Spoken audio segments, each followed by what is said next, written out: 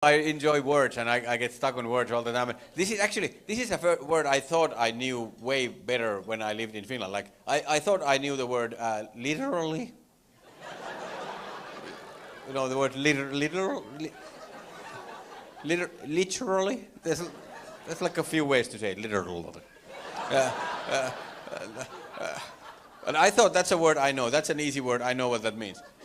But then it turns out it's way more difficult. Like after this one show, this one girl came after the show and said that, hey, this was so funny that I literally died. And I was like, oh no.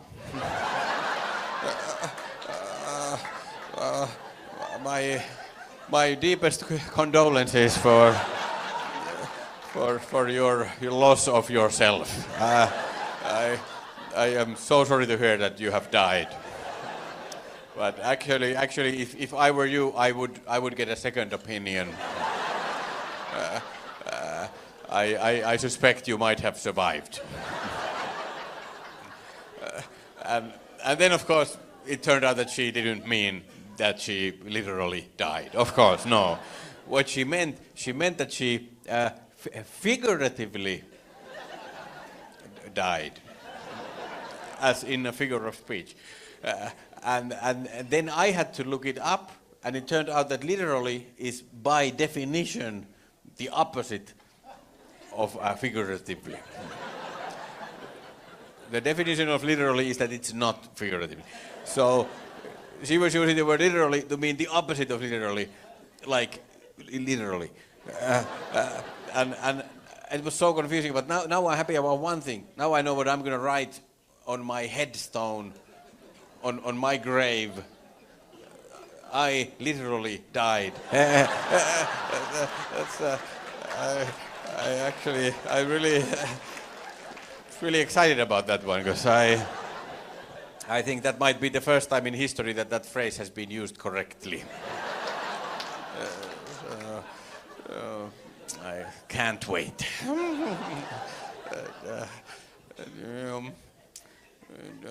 I hear this often. This is the thing I hear often here in America. Like, because if somebody uses a word that's like a bad word, like a curse word, and then there's another person who doesn't like that word being used, and they want to interfere and they want to say something, the thing they always say, they yell out,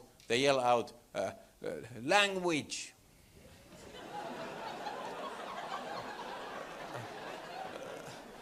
And that's it.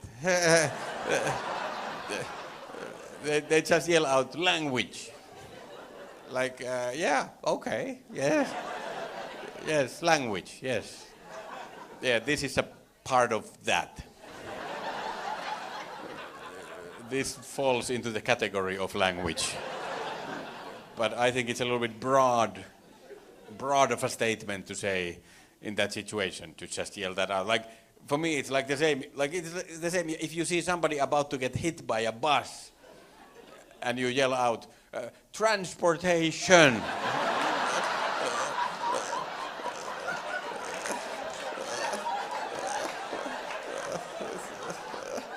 I guess. Yes, you are correct. Yes, it's, yeah, this goes under the umbrella of transportation. It's just too broad.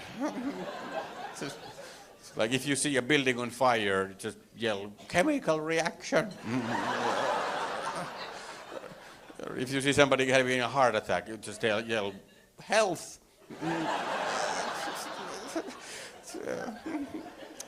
It's just too broad.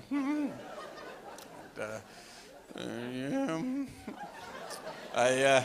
I know my English is not perfect. Like, I don't speak English perfect by far. But recently I realized that there are some people who speak way worse English than me. Like way. Like I heard that there is an actual campaign, a huge campaign that's been going on now to teach people that no means no.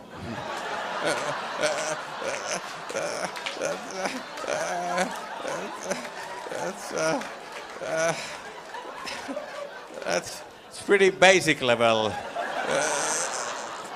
It's like English 101.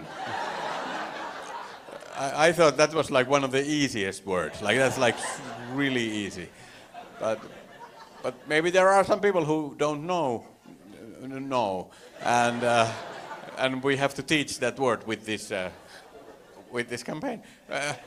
But if that's the case, that somebody doesn't know no, then my question is that is it even helpful? Like, is it helpful to define a word by using the same word? Like, no means no. Well, probably. Yeah, that would have been my first guess. Because it is the exact same word. So yeah, I would assume it also might mean the same thing, because that's how words work. But if somebody doesn't know the first no, I bet they won't know the second no either. There is zero new information in the sentence. But actually, I have an idea. I think we should change that campaign just a little bit to make it way more helpful. I think it should go like this. I think it should go like, no means...